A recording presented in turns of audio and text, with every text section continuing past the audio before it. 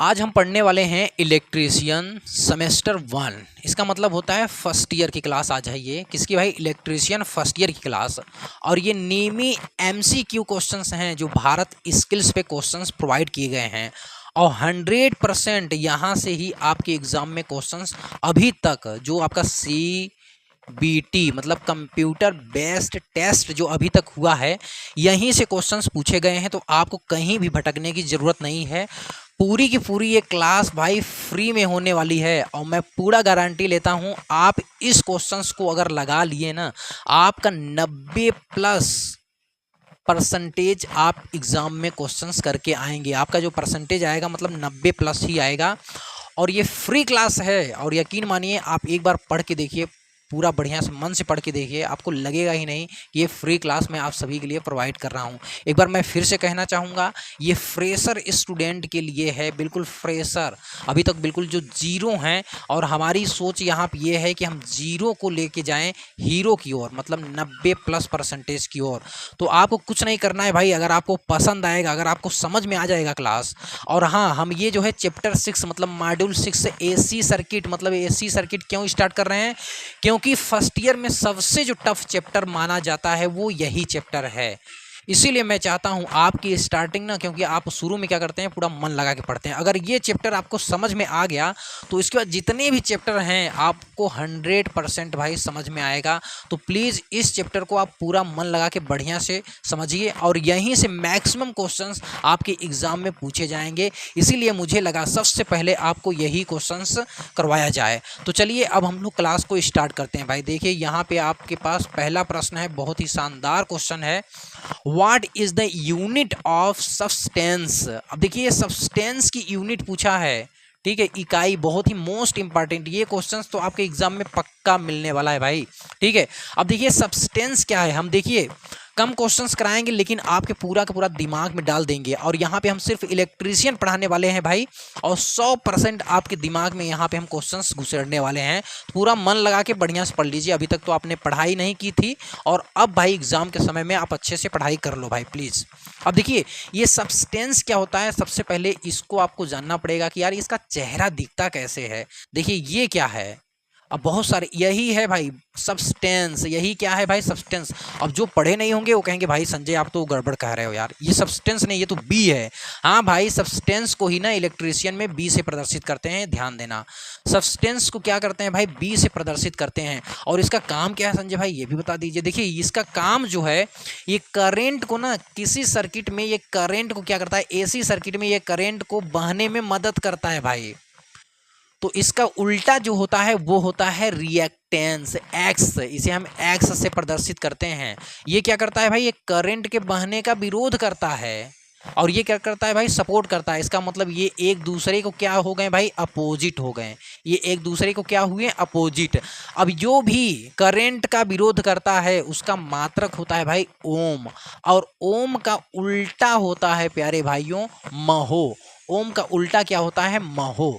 क्या होता है भाई, महो, ठीक है। इसका उल्टा क्या होता है, महो। तो सब्सटेंस जो है ये ओम का उल्टा होगा महो, तो इसका मात्रक क्या होगा, बी। अब देखिए एक चीज आपको यही देखिए एकदम फोटो कॉपी आपको मिलेगा एग्जाम में, एकदम फोटो सेम टू सेम। अब देखिए यहाँ आपको बी जो दिख रहा है ना, सब्सटेंस को याद रख लीजिए, बी से प्रदर्शित करते हैं। सब्सटेंस को बी से प्रदर्शित करते हैं भाई, किससे, बी से। बी से सब्सटेंस को किससे प्रदर्शित करते हैं, बी। तो बी वाला ऑप्शन महो याद कर लीजिए। चलिए इसको एक बार फिर से हम रिवाइज कर देते हैं। सब्सटेंस को बी से प्रदर्शित करते हैं और ये बी जो होता है 1/x होता है। मतलब ये x क्या है भाई, ये रिएक्टेंस है। ये करता है करंट का मदद और ये करता है करंट का विरोध, ठीक है। अब ये करंट का जो नहीं सॉरी माफ करिए, ये जो है x जो है ये करंट का करता है विरोध, तो इसका उल्टा b है। देखिए b ऊपर है ना, तो ये करेगा करंट का मदद। क्या करेगा भाई, मदद करेगा। और जो करंट का विरोध करता है उसका मात्रक होता है ओम, उसका मात्रक क्या होता है, ओम। और जो करंट का मदद करता है उसका मात्रक हो जाता है भाई उल्टा, इसे हम कहते हैं महो। क्या कहते हैं भाई, महो। तो ये ऑप्शन बिल्कुल करेक्ट होगा। ठीक है, बस यहाँ पे बस आप इतना ही याद रखिए। बाकी एक चीज और याद रख लीजिए, देखिए ध्यान से सुन लीजिए भाई, जो करंट का सपोर्ट करेगा, जो मदद करेगा, उसका मात्रक होगा महो, जो करंट का विरोध करेगा उसका मात्रक होगा ओम। तो यहाँ पे आर जो होता है इसे हम कहते हैं रजिस्टेंस, प्रतिरोध। ये क्या करता है भाई, ये भी करंट का विरोध करता है, तो इसका मात्रक क्या होगा, ओम। तो इसका जो उल्टा होता है वो होता है जी। ये क्या करता है भाई, ये करंट का सपोर्ट करता है, इसे हम कह देते हैं कंडक्टेंस। अब यहां पे देखिए, ये जो होता है जेड, इसे हम कहते हैं इम्पीडेंस। इस जेड को क्या कहते हैं, इम्पीडेंस। और ये भी करंट का विरोध करता है, तो इसका मात्रक क्या होगा भाई, ओम होगा। और जो सपोर्ट करता है उसे हम कहते हैं एडमिटेंस, इसे हम वाई से प्रदर्शित करते हैं। आप ये एक्स्ट्रा अपने नॉलेज के पॉइंट ऑफ व्यू से रख सकते हो भाई, ठीक है। यहाँ पे हम आपको देखिए रटाने वाले नहीं हैं कि हाँ इसका क्वेश्चन पढ़ लिए और इसका ऑप्शन सही हो गया। इसलिए भाई वीडियो थोड़ी लंबी हो सकती है, लेकिन आप वीडियो फुल वॉच करके जाइए। सच में इसमें से जो भी क्वेश्चन आएगा ना आप करके जाएंगे। तो यहाँ आपको बस याद रखना है एक्स और बी के बारे में, और यही आपके एग्जाम में आएगा भी भाई। चलिए नेक्स्ट भाई, कंप्यूटर में नेक्स्ट क्वेश्चन लगाइए। चलिए बहुत सही। अब देखिए यहाँ पे क्या है भाई, ये देखिए न्यूमेरिकल है। देखिए जो स्टूडेंट फ्रेशर हैं, जो आज तक पढ़े नहीं हैं, हम तो कहेंगे आप न्यूमेरिकल मत करिएगा भाई। बाकी देखिए हम तो कोशिश करेंगे हर एक क्वेश्चंस कराने के लिए। बाकी जो फ्रेशर स्टूडेंट हैं वो बोझ न लें, तो न्यूमेरिकल नहीं करेंगे फिर भी आपका 90% आएगा, अगर जितना हम कराएंगे उतना कर लेंगे तो। अब यहाँ पे देखिए प्रेरकत्व कुंडली का प्रतिरोध क्या होगा, किसका भाई, कैसी कुंडली है, प्रेरकत्व कुंडली। और इसमें प्रतिरोध का मान पूछे हैं, दिए क्या है, जो 240 वोल्ट और 5 एम्पियर धारा ले रही है, ठीक है। 5 वोल्ट ये आपकी फ्रीक्वेंसी दी हुई है, और यहाँ पे शक्ति गुणांक मतलब पावर फैक्टर जो है 0.8 है। देखिए यहाँ पे जो सर्किट है ना, अब देखिए ये भाई जो नहीं पढ़े होंगे उनको थोड़ा टफ लगेगा भाई, लेकिन हम कोशिश कर रहे हैं कि आप समझ लें, आप ये क्वेश्चन समझ लें। देखिए ये जो सर्किट है ये इस तरह से है, प्रेरकत्व तो मतलब इसमें क्या है भाई, इंडक्टिव कॉयल लगा हुआ है, इंडक्टिव एक कॉयल लगा है। और फिर प्रतिरोध पूछा है, तो इसमें मतलब प्रतिरोध भी लगाया गया है, मतलब ये आरएल सर्किट है।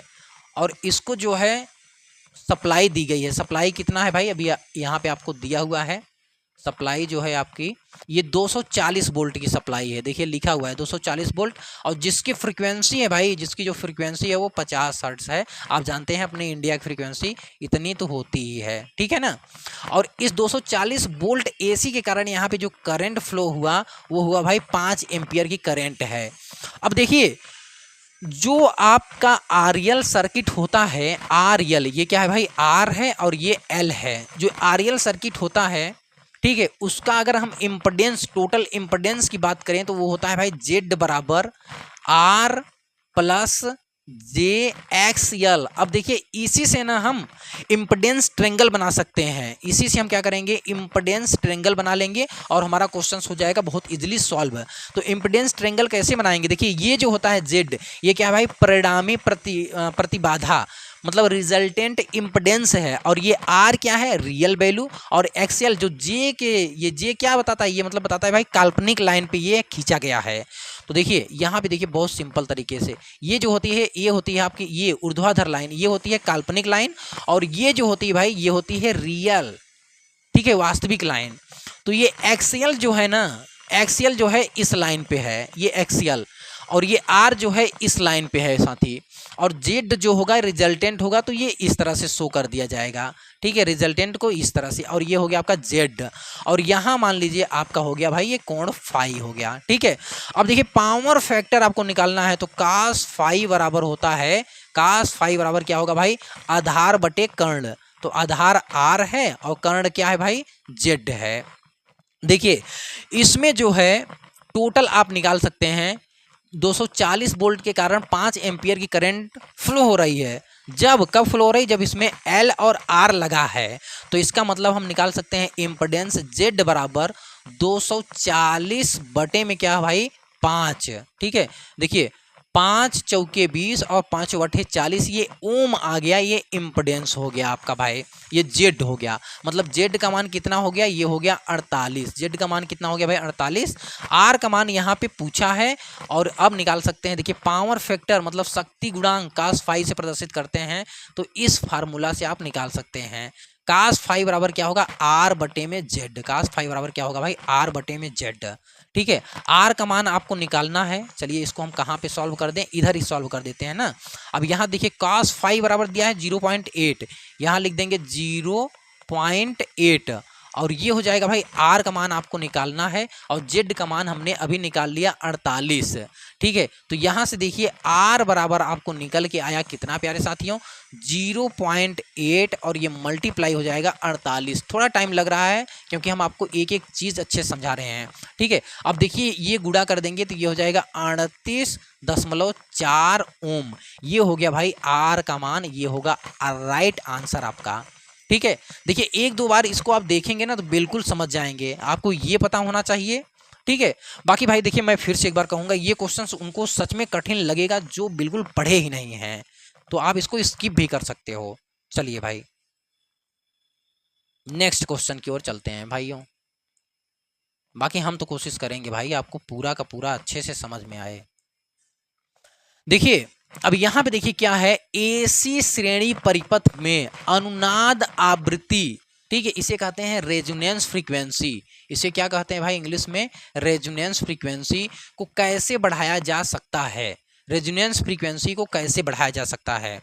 चलिए भाई यहाँ पे देखिए हम समझ लेते हैं रेजोनेंस फ्रीक्वेंसी के लिए देखिए कैसा सर्किट होना चाहिए, आपका सर्किट होना चाहिए। अब ये सीरीज तो बता दिए हैं श्रेणी, लेकिन ये बताए नहीं है श्रेणी मतलब अनुनाद जो फ्रीक्वेंसी होता है ना वो RLC सर्किट में ही उत्पन्न होता है। अब ये मतलब क्या है, आर, अब श्रेणी परिपथ बताए हैं तो ये मतलब आर और एल और ये सी क्या लगे हुए हैं भाई, श्रेणी में लगे हुए हैं। ये क्या जुड़े हैं भाई, सी, ये सभी क्या हैं, एक दूसरे से श्रेणी में जुड़े हुए हैं। आप इतना तो कर ही सकते हैं। अब देखिए ये है आपका आर और ये है एल और ये है भाई सी है। ठीक है, इसमें देखिए जो करंट के परिवर्तन का विरोध करेगा उसे हम कहेंगे एक्सएल, ये है भाई इंडक्टिव रिएक्टेंस, और इसमें जो विरोध करेगा वोल्टेज के परिवर्तन को उसे हम कहेंगे एक्ससी, ये क्या है भाई, कैपेसिटिव रिएक्टेंस है। अब यहाँ पे आप समझ लीजिए ये अनुनाद फ्रीक्वेंसी होती क्या है। अनुनाद फ्रीक्वेंसी क्या होती है, देखिए जिस फ्रीक्वेंसी पे इस सर्किट में कोई ना कोई अपना फ्रीक्वेंसी होता है, ये भाई हर जगह आपकी भी, अभी मैं बोल रहा हूँ ना तो मेरी भी कोई ना कोई फ्रीक्वेंसी होता है, कोई ऐसे ऐसे हिल रहा है तो उसका भी कुछ ना कुछ फ्रीक्वेंसी होता है। तो मतलब हर एक वस्तु की, हर एक व्यक्ति की अपनी कुछ ना कुछ फ्रीक्वेंसी होती है जो लगातार चेंज होती रहती है। ठीक है, तो इस सर्किट की भी फ्रीक्वेंसी क्या होती है भाई, चेंज होती रहती है। लेकिन जिस भी फ्रीक्वेंसी पे एक्सएल और इस एक्ससी का मान, ध्यान दीजिए, जिस फ्रीक्वेंसी पे एक्सएल और इस एक्ससी का मान बराबर हो जाता है उसी को हम कहते हैं भाई रेजोनेंस फ्रीक्वेंसी, FRC से प्रदर्शित करते हैं। ध्यान दीजिए एक्सएल का मान एक्ससी के बराबर हो गया, जिस फ्रीक्वेंसी पे होगा उसे हम कहेंगे रेजोनेंस फ्रीक्वेंसी। अब देखिए एक्सएल बराबर होता है भाई ओमेगा एल होता है, ये सब याद करने वाला है, और एक्ससी बराबर होता है 1/ओमेगा सी। ठीक है, ओमेगा क्या है भाई, ये कोणीय वेग है, रेडियन प्रति सेकंड में, ये क्या है, या इसे कहते सकते हैं एंगुलर फ्रीक्वेंसी है। अब यहाँ ओमेगा आर आप लिख सकते हैं क्योंकि यहाँ बात हो रही है रेजोनेंस फ्रीक्वेंसी की, तो यहाँ ओमेगा आर। अब इस ओमेगा आर बराबर, या ओमेगा बराबर होता है 2πf, तो ओमेगा आर है तो हम लिखेंगे 2πf की जगह FR, यही तो आपकी रेजोनेंस फ्रीक्वेंसी है, और यहाँ पे आप लिख देंगे 2πfr और ये हो जाएगा C, और यहाँ L छूट गया तो यहाँ L आप लिख दीजिए। अब FR को एक तरफ कर लीजिए, FR को अपने बाएं साइड और बाकी सबको इधर भेज दीजिए। तो यहाँ पे देखिए FR, यहाँ एक FR है और यहाँ एक FR है, तो ये हो जाएगा FR का स्क्वायर इज इक्वल टू 2π, यहाँ भी है 2π यहाँ भी है, तो ये नीचे आ जाएगा 2π का स्क्वायर। देखिए 2π का हो जाएगा भाई ये स्क्वायर, और ये L आ जाएगा और C आ जाएगा, और यहाँ से FR बराबर अगर आप निकालना चाहेंगे तो ये हो जाएगा भाई 2π और ये अंडर रूट में भाई LC। देखिए मोस्ट इंपॉर्टेंट है, आप इसको ना एकदम याद कर लीजिए, मोस्ट इंपॉर्टेंट है। आपको देखिए इस क्वेश्चंस में इतना कुछ करने की जरूरत नहीं है, बस अगर आपको इतना याद है कि रेजोनेंस फ्रीक्वेंसी बराबर जो होता है 1/2π अंडर रूट में LC, याद कर लीजिए रेजोनेंस फ्रीक्वेंसी बराबर होता है 1/2π अंडर रूट में LC। अब देखिए अब ये क्या कह रहे हैं भाई, रेजोनेंस फ्रीक्वेंसी को हमें क्या करना है, बढ़ाना है। अब देखिए ये जो रेजोनेंस फ्रीक्वेंसी है ये बराबर है 1/में अंडर रूट LC, इसको कांस्टेंट है, इसको हटा दीजिए। ठीक है, कांस्टेंट है, हटा दीजिए इसको। तो ये एफ आर आप देख सकते हैं 1/√LC, मतलब एफ आर जो है LC के व्युत्क्रमानुपाती है, उल्टा है। तो अगर हमें एफ आर को बढ़ाना होगा तो भाई इसको क्या होगा, इस LC को क्या करना पड़ेगा, घटाना होगा।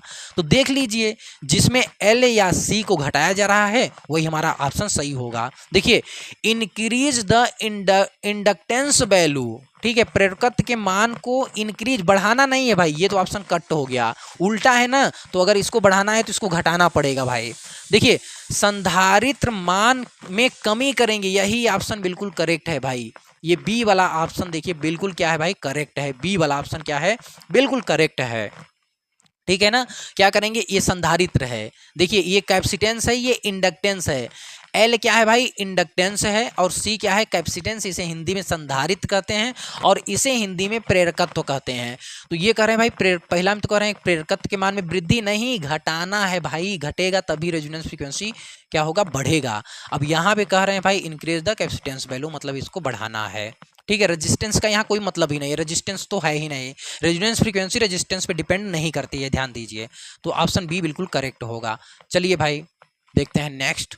देखिए नेक्स्ट क्वेश्चन है, 3 कला रिएक्टिव पावर को निकालने के लिए क्या सूत्र है। यदि लाइन वोल्टेज, देखिए यहाँ पे क्या दिया है भाई, लाइन वोल्टेज दिया है और लाइन करंट है।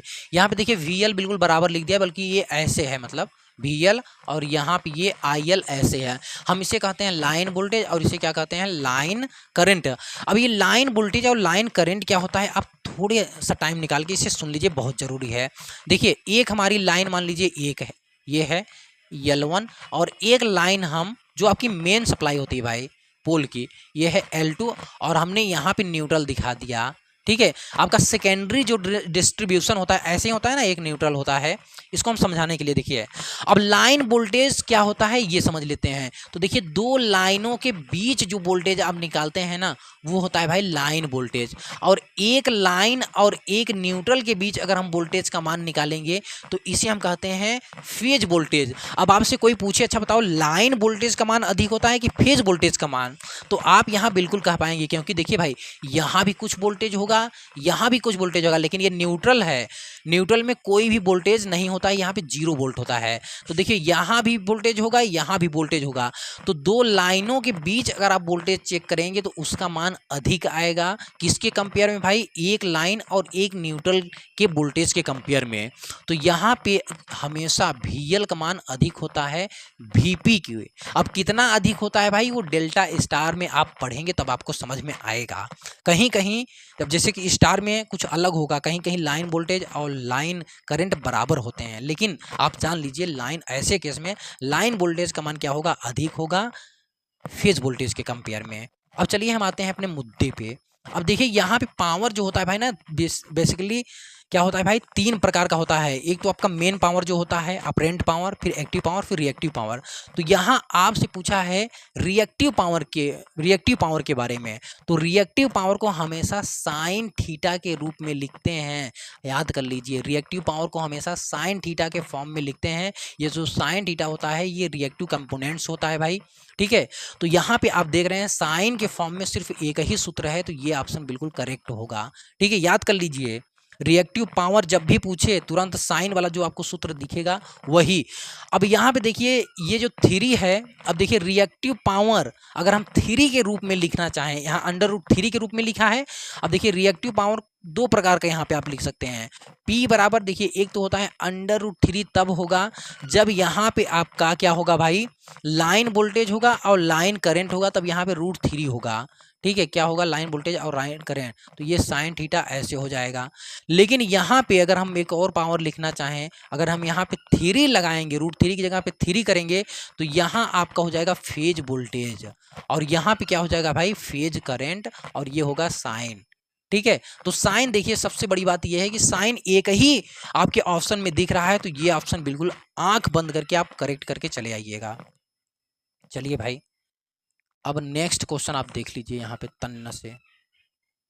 देखिए अब देखिए थ्री कला प्रणाली में शक्ति गुणांक 0.5 पश्चगामी है। यहाँ पे देखिए इंपॉर्टेंट ये है कि जो शक्ति गुणांक है आपका, जो पावर फैक्टर है आपका, वो क्या है भाई, पश्चगामी है। मतलब क्या है भाई, लैग कर रहा है, लैग मतलब पीछे है भाई। तो पीछे है तो इसका मतलब पश्चगामी। तो हमें सोचना पड़ेगा भाई कि ये करंट जो है कहाँ लैग करती है, किस सर्किट में लैग करती है।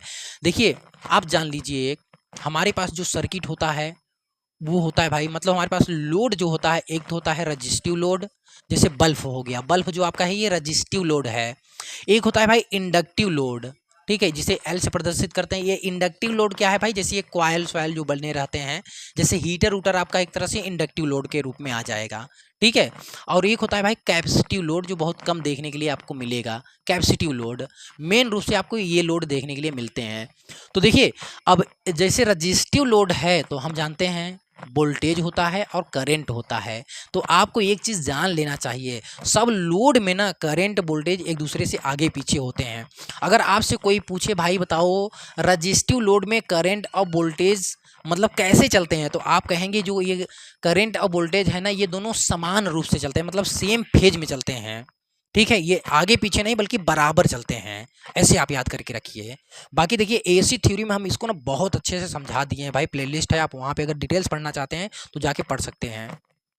तो रजिस्टिव लोड में क्या होता है भाई, करंट वोल्टेज क्या होते हैं, समान रूप से चलते हैं, आप ऐसे समझ लीजिए। लेकिन इंडक्टिव लोड में जो होता है ना, ये क्या होता है भाई, करंट पीछे हो जाता है, वोल्टेज आगे हो जाता है। अगर प्योर इंडक्टिव है तो 90 डिग्री करंट क्या होता है भाई, पीछे हो जाता है। इसका मतलब 90 डिग्री जो करंट वोल्टेज होता है वो आगे हो जाता है। और इसी का जस्ट उल्टा होता है कैपेसिटिव लोड में। कैपेसिटिव लोड में क्या होता है भाई, करंट हमारा 90 डिग्री वोल्टेज से आगे हो जाता है कैपेसिटिव लोड में। अब इसको हम याद कैसे करें, तो एक सिंपल फार्मूला आप याद कर लीजिए, सिविल याद कर लीजिए। देखिए ये है आपका कैपेसिटिव लोड, ये सी है और ये एल है। देखिए एल में क्या आपको दिख रहा है भाई, करंट क्या है, एल के केस में करंट पीछे है, एल के केस में क्या है, करंट पीछे है। और सी के केस में क्या है भाई, करंट आगे है। आप यहां से याद कर सकते हैं। अब देखिए पावर फैक्टर ये हमेशा डिसाइड करता है भाई करंट। अगर करंट किसी सर्किट में लीड कर रही है तो मतलब पावर फैक्टर हमारी लीडिंग है। अगर किसी भी सर्किट में करंट हमारी लैग कर रही है तो इसका मतलब पावर फैक्टर क्या है भाई, लैगिंग है। तो यहाँ पे देखिए ये पावर फैक्टर क्या है, पश्चगामी मतलब लैगिंग है। तो इसका मतलब भाई वो सर्किट क्या होगा, इंडक्टिव नेचर का होगा। देखिए वोल्टेज के उतार चढ़ाव के कारण नहीं भाई, वोल्टेज के उतार चढ़ाव के कारण ये पश्चगामी नहीं होगा, इंडक्टिव नेचर के कारण। प्रतिरोध भार के कारण, प्रतिरोध भार के कारण प्रतिगामी नहीं होगा भाई, ये सेम फेज में हो जाएगा। देखिए अधिक प्रेरक भार के कारण, बिल्कुल भाई इंडक्टिव लोड के कारण, ये सी वाला ऑप्शन बिल्कुल सही होगा यहाँ पे। कैपेसिटिव के कारण नहीं होगा भाई, कैपेसिटिव के कारण क्या होगा, लीडिंग करेगा, लीड करेगा। तो ये क्या होगा भाई, इंडक्टिव लोड के कारण, ठीक है, क्या होगा, लैग हो रहा है। बस ये ऑप्शन आपका सही है, सी वाला, ठीक है ना। तो साथियों देखिए आज की क्लास में बस इतना ही रखते हैं भाई। बाकी आपको अगर सच में क्लास अच्छी लगी है तो प्लीज़ क्लास को लाइक करिए, शेयर करिए, ज़्यादा से ज़्यादा लोगों को जोड़िए ताकि हम इस क्लास को बिल्कुल लाइव भी शुरू कर सकें। अभी आपकी ये जो क्लास है बिल्कुल अपलोडेड है। अगर आप ज़्यादा से ज़्यादा लोगों को हमारे साथ जोड़ेंगे तो हम इस क्लास को बिल्कुल लाइव भी करना शुरू कर देंगे भाई, ठीक है। आपकी ये क्लास डेली 8 बजे, ठीक है, शाम को अपलोड कर दी जाएगी। तो आप अपने राइट टाइम पे आके क्लास को लीजिए। आज के क्लास में बस इतना ही रखते हैं। All the best for your bright and successful future. Bye bye, take care all of you. Thank you for watching my video.